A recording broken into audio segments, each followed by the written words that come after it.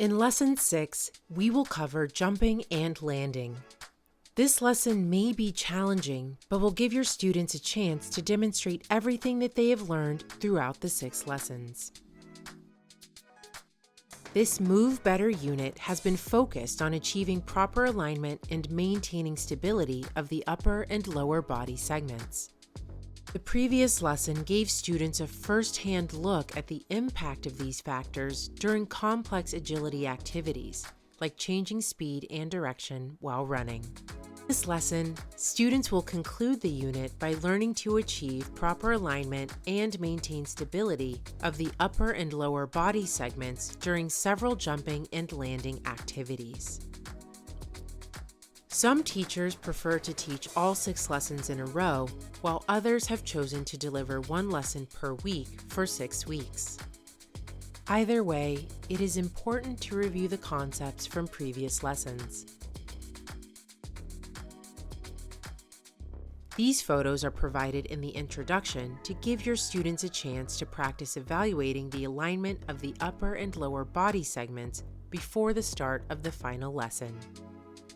So use these photos, take a few minutes, and work with your students to see if they're able to figure out if their upper and lower body segments are aligned. This lesson also contains several exercise progressions. Each progression is designed to help your students become more confident in their ability to jump and land with properly aligned upper and lower body segments. This first progression is focused on jumping and landing on 2 feet. Students will begin by performing reps of the quarter squat exercise, keeping the upper and lower body segments properly aligned and stabilized. The loading and landing phases of the jump are very similar to the quarter squat exercise. This exercise will help remind your students to use a hip strategy to absorb the forces associated with jumping.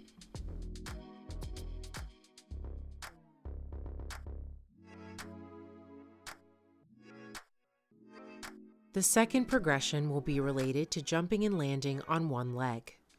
This may be the most difficult skill for many of your students to learn, so please take your time during this progression. The forces associated with jumping and landing on 2 legs are already great. Imagine the forces when only landing on 1 leg. This lab will give students a chance to compare their technique across 2 different types of jumping activities. Students will work with a partner to sketch or record each type of jump and will submit images of their takeoff and landing for each type of jump. Each partner will have 3 rounds of 4 jumps. The first round is a practice and does not need to be sketched or recorded. The second round should be sketched or recorded from the side, and the third round should be sketched or recorded from the front. The description of each jump can be found below. Double leg vertical jump.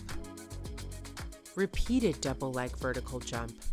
Students should jump 2 times in a row quickly. Screenshots of the takeoff and landing should be from the second jump. Your students will be able to see if the added complexity of jumping back-to-back causes any change in their technique. If students have access to phones or tablets with video capabilities, they can also record video during the lab. The final peer assessment lab of the unit is the forward jump test, sometimes called the standing broad jump. It is a popular test used by professional sports teams to evaluate the explosiveness of college athletes. In order to set up this area, students should measure out a space about 10 feet long using a tape measure or yardstick. It is best to do this on a straight line, like a sideline on a court or field. Students should mark off every 6 inches using a piece of tape. Students will begin the test with their toes at the edge of the starting line. For their first trial, students should jump with about 50% effort to see how far they can get. It is critical that students land with proper technique. Students should try jumping further in the subsequent trials using proper technique every time. Each partner will record their results for 5 attempts at the test. To measure the distance, Measure from the heel of the jumper's foot and estimate its distance from the 0-inch mark using the tape marks. Complete the lesson and the unit by giving the students a chance to discuss strategies they can use to improve their scores on peer assessment labs. This may also be a good chance for students to think about the ways they move in general. Ask your students to reflect on the entire unit and how learning to move better may impact things they do in their everyday life, sports, performing arts, or other hobbies. Thank you for joining us for this workshop. Please don't hesitate to contact us if you have any questions.